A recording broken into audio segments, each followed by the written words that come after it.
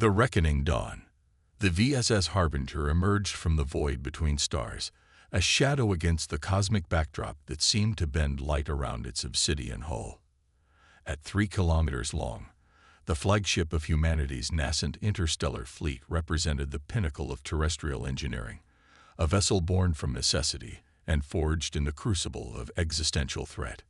Captain Eliza Reyes stood motionless on the command deck, her weathered hands clasped behind her back as she surveyed the holographic display.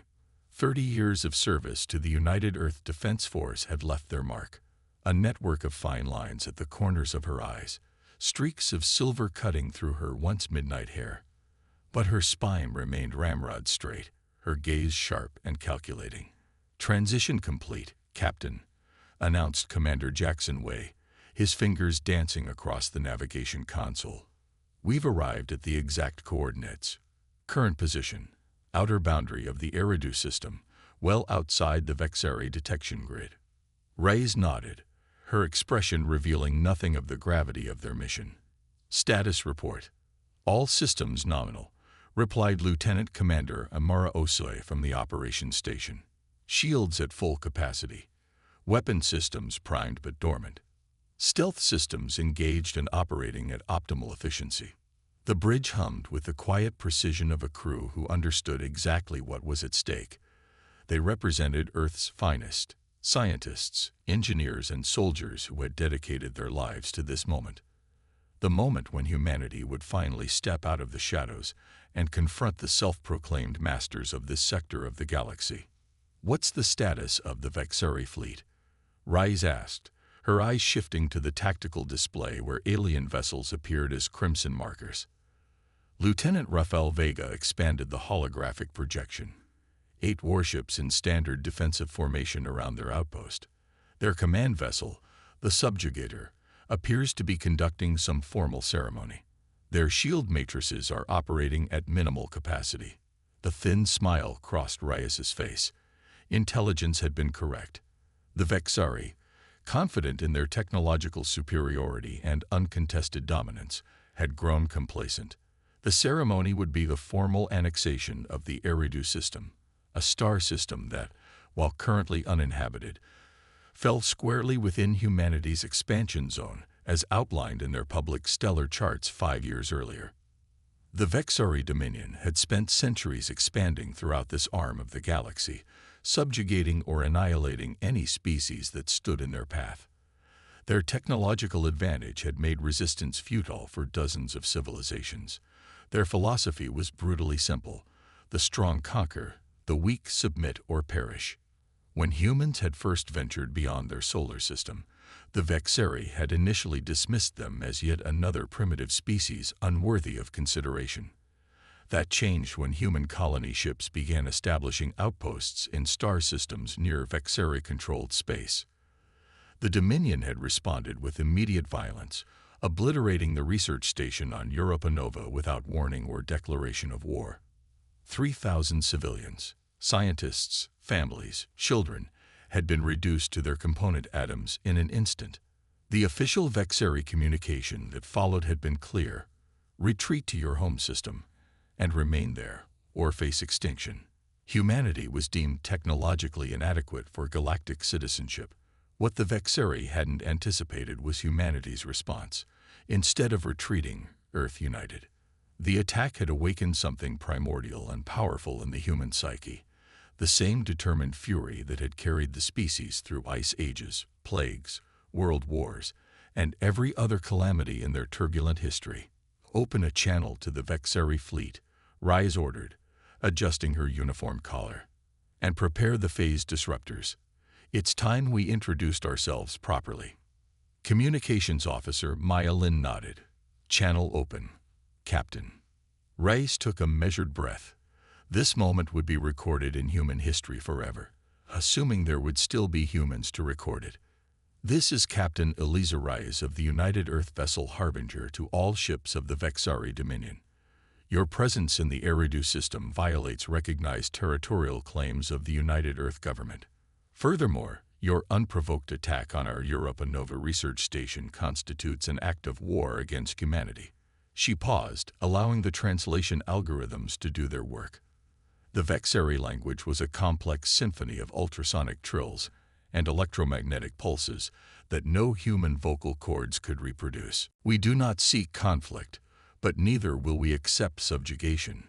We offer you this single opportunity to withdraw from this system and enter into diplomatic negotiations regarding border demarcations and reparations for your hostile actions.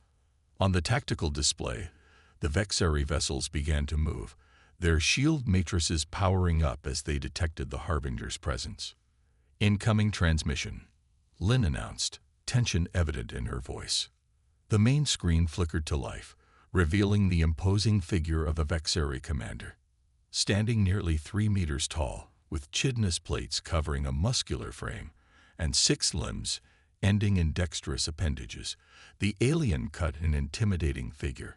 Its sensory cluster, a collection of compound eyes arranged in a hexagonal pattern, seemed to absorb light rather than reflect it. Human vessel, the translation came through, the synthetic voice unable to capture the contempt evident in the alien's posture. Your presence is an affront to the divine right of the Vexari to expand. Your species has been judged and found wanting. Your technology is primitive, your physiology fragile, your numbers insignificant. The commander's upper limbs extended in what intelligence had identified as a gesture of dismissal. This system, like all systems touched by Vexari light, belongs to the Dominion. You have 1 standard rotation to surrender your vessel and crew for processing. Resistance will result in your immediate atomization. The transmission cut abruptly. Reyes's expression remained impassive, but her knuckles whitened as she gripped the edge of the command console. They're activating weapon systems, Vega reported. All 8 vessels are breaking formation and moving to surround us. Commander Wei stepped closer to Reyes. They outnumber us 8-1, Captain. But they don't outthink us, Reyes replied quietly. And they've never encountered a phase disruptor before. She raised her voice. Battle stations. Deploy quantum shields and prepare phase disruptors. Target their command vessel, but hold fire until my command. Throughout the massive ship, warning klaxons sounded as crew members rushed to their combat positions. The Harbinger had been designed for this moment. Constructed in secret orbital facilities using technology that represented quantum leaps beyond anything humanity had publicly demonstrated. Captain, Science Officer Dr. Elena Mirza spoke up from her station. I'm detecting energy signatures consistent with their primary weapon systems. Based on the data from Europa Nova, they're preparing to fire their matter conversion beams. Those beams had reduced the Europa Nova station to its component atoms in seconds. Conventional shields had proven useless against them. Good, Reyes nodded. Let them fire first. It's important for the historical record. The bridge fell silent, each officer aware of the enormous gamble they were taking. If the theoretical science behind the quantum shields proved incorrect, the Harbinger would be destroyed, and Earth would soon follow. Enemy vessels firing, Vega announced, his voice remarkably steady. On the view screen, brilliant emerald beams lanced out from the Vexari ships, converging on the Harbinger. For a heartbeat, it seemed as if the human vessel would be obliterated. Instead, something remarkable happened. As the beams struck the specialized quantum shields of the Harbinger, they seemed to distort, their energy dispersing in fractal patterns across the shield surface before dissipating entirely. Shield holding at 97%, Wei reported, unable to keep the note of triumph from his voice. The conversion beams are ineffective against our quantum entanglement matrix. On the screen, the Vexari ships had paused their attack, clearly processing the unexpected development. They're scanning us, Mirza reported, attempting to analyze our shield technology. Reyes's smile was cold. Let's not give them too much time to think. Lieutenant Vega, target their command vessel with Phase Disruptor 1, minimal power setting. This is a demonstration, not an execution. Target locked. Vega confirmed. Phase Disruptor 1 charged and ready. Reyes took a deep breath. Fire. From the forward section of the Harbinger, A beam of shimmering azure energy erupted, not much to look at compared to the flashy emerald beams of the Vexari. But when it struck the command vessel's shields, the effect was immediate and catastrophic. The Vexari shields didn't just fail. They inverted, collapsing inward and sending feedback surges throughout the alien vessel's power grid. Secondary explosions blossomed along the subjugator's hull as systems overloaded and failed. Direct hit, Vega confirmed. Their shield matrix has completely collapsed. Their primary power core is fluctuating wildly. Weapons and propulsion systems are offline. The remaining Vexari ships had scattered, maintaining distance from the Harbinger, as if the human vessel had suddenly transformed into something dangerous and unpredictable. They're recalibrating their sensors, Mirza observed, trying to understand what just happened. Open the channel again, Rise ordered, her voice level. When the Vexari commander appeared on screen once more, the change in demeanor was palpable. The once imperious posture had shifted, the limb positions now indicating what intelligence had classified as cautious reassessment. What you just witnessed, Rise stated, was a phase disruptor operating at 10% capacity. The technology exploits quantum vulnerabilities in your shield harmonics, creating a cascading failure that propagates throughout your vessel's systems. She let that sink in before continuing. We have 6 more disruptors, each capable of operating at full capacity. We could have destroyed your entire fleet in our opening salvo. Instead, we chose restraint. The Vexari commander's sensory cluster pulsed with what might have been alarm. This technology cannot exist. Your species lacks the scientific foundation to develop such weapons. Your assessment of humanity was flawed, Rise replied simply. When you destroyed our research station, you awakened something in us, a determination that transcends your understanding. In the 5 years since your attack, we unify our planet's resources and scientific minds toward a single goal, ensuring our survival. She leaned forward slightly. We reverse-engineered fragments of Vexari technology recovered from previous encounters. We made theoretical leaps that your scientists deemed impossible. We built this ship and others like it, preparing for the day when we would reclaim our right to exist among the stars. The commander's limbs shifted in agitation. The Dominion will not yield to threats from a lesser species. This isn't a threat, Rise corrected. It's an invitation to recognize reality. The Vexari are no longer the unchallenged power in this sector.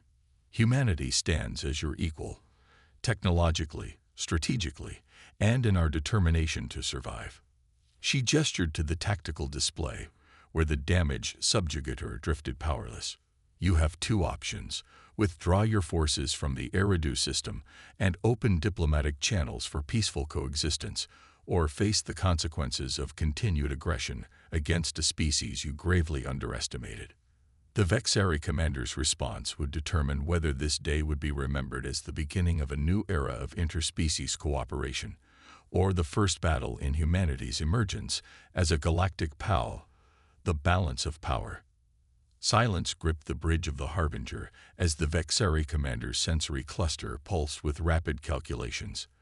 The damaged subjugator drifted in space, power fluctuations causing its running lights to flicker intermittently against the void. Your demonstration is noted, the Vexari finally responded, the translation failing to capture the mixture of rage and bewilderment in the alien's posture. The Dominion requires time to assess this unexpected development. Captain Reyes maintained her composure. You have 1 hour to begin withdrawal from the Eridu system. We will remain in position to verify your compliance. The transmission ended abruptly. Rice turned to her senior officers, their faces illuminated by the glow of tactical displays. They won't retreat that easily, Commander Way cautioned. The Vexari have never backed down from a show of force in their recorded history. I'm counting on it, Rice replied. Dr. Mirza, what's your assessment? The science officer studied her readings intently. They're attempting to repair their primary systems. More concerning, I'm detecting quantum fluctuations at the system's edge consistent with slip space transitions. I believe they're signaling for reinforcements. Reyes nodded. As expected, Lieutenant Vega, activate the quantum mesh network. Commanders OZ and Wei, prepare for Phase 2. Throughout the Harbinger, crew members moved with practiced efficiency, activating systems that had remained dormant until now.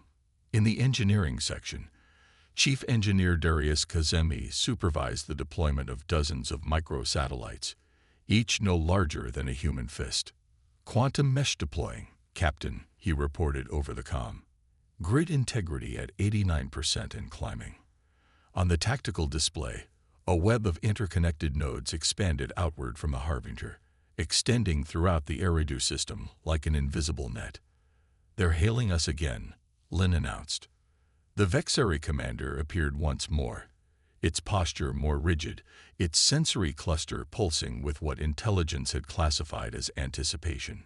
"Human vessel," it began, "the Dominion recognizes your technological achievement. It appears we have underestimated your species' capacity for advancement." "A common mistake," Rise replied evenly.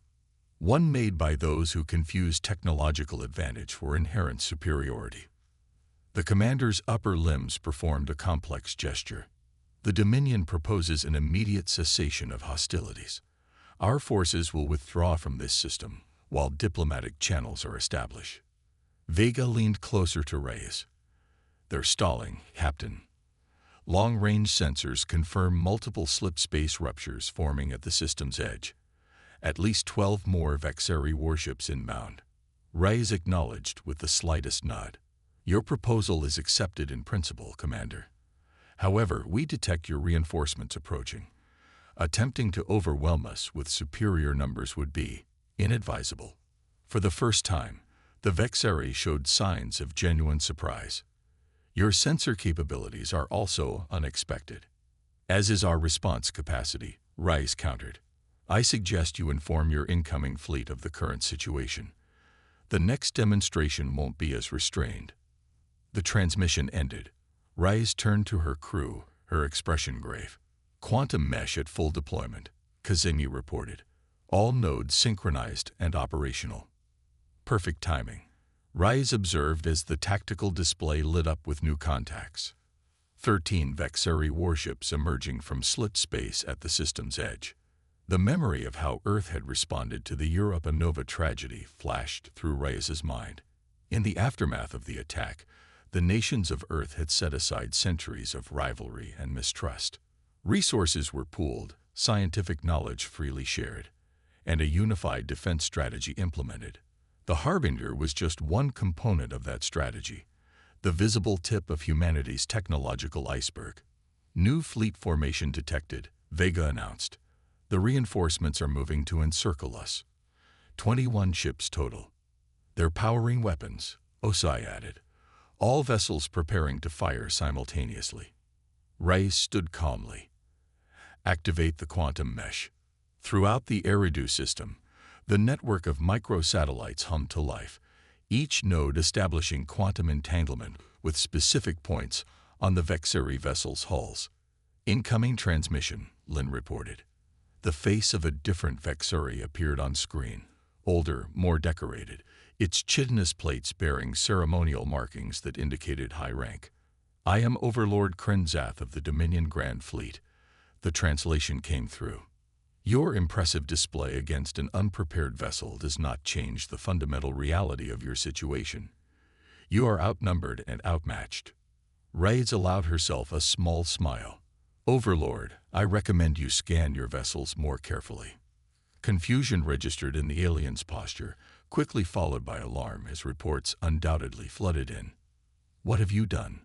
the Overlord demanded. "We've established quantum entanglement linkages with specific points on each of your vessels," Rise explained. "Each linkage is synchronized with our phase disruptors. With a single command, we can trigger shield inversions across your entire fleet simultaneously." The Overlord's sensory cluster darkened, a sign of intense concentration or distress. "Such technology requires infrastructure, generators, power sources. Your single vessel cannot maintain field integrity across such distances." "Another misconception about humanity," Rise replied. "We don't think in terms of brute force solutions. When faced with superior numbers, we adapt, innovate, find elegant solutions to complex problems. She gestured to the tactical display, where the quantum mesh glowed with latent energy. Each microsatellite in our network contains a quantum entanglement processor no larger than a human thumb. The entire system draws less power than your ship's life support. This is how humanity has survived its own violent history, by turning apparent weaknesses into strengths. The Overlord remained silent for several moments, limbs moving in patterns that suggested internal debate. If your technology is as advanced as you claim, the Overlord finally responded, "Why reveal yourselves now? Why not strike without warning, as we did at your research station?" Reyes's expression hardened. "Because despite your assumptions, we are not like you. We do not seek domination or conquest. We desire only to exist, to explore, to learn, and to grow." The attack on Europa Nova was a tragedy, but it also taught us an invaluable lesson about the nature of the galaxy we inhabit. She stood straighter. We could have remained hidden, continuing to develop our technology in secret until we could sweep through Vexari space unchallenged.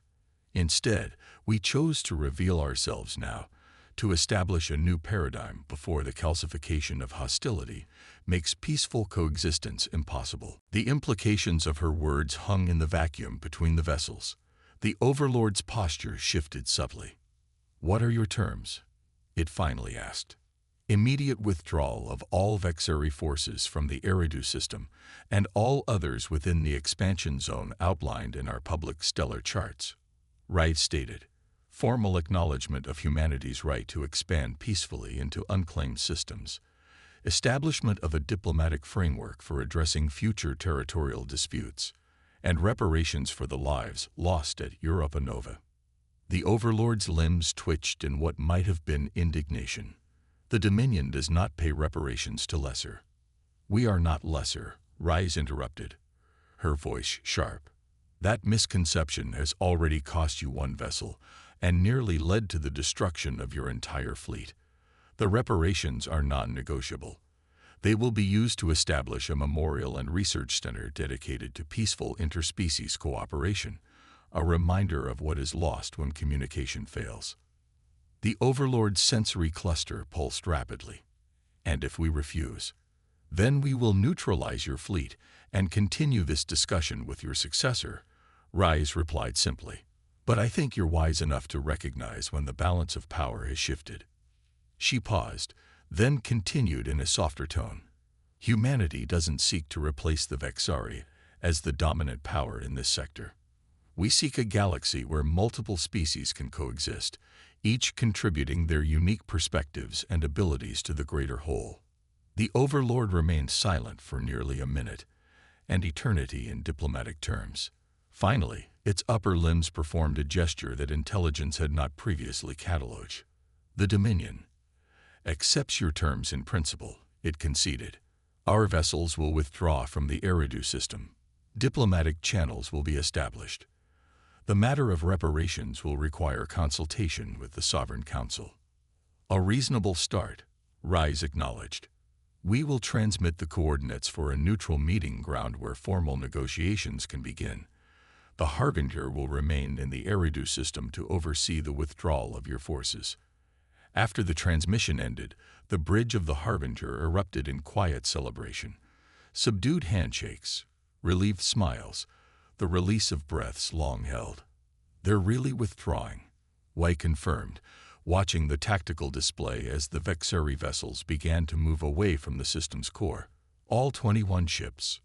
Reyes nodded, satisfaction evident in her features despite her attempt at professional detachment. "Lieutenant Lin, prepare a secure transmission to Earth Command. Inform them that Phase 1 is complete. The galaxy now knows that humanity has arrived."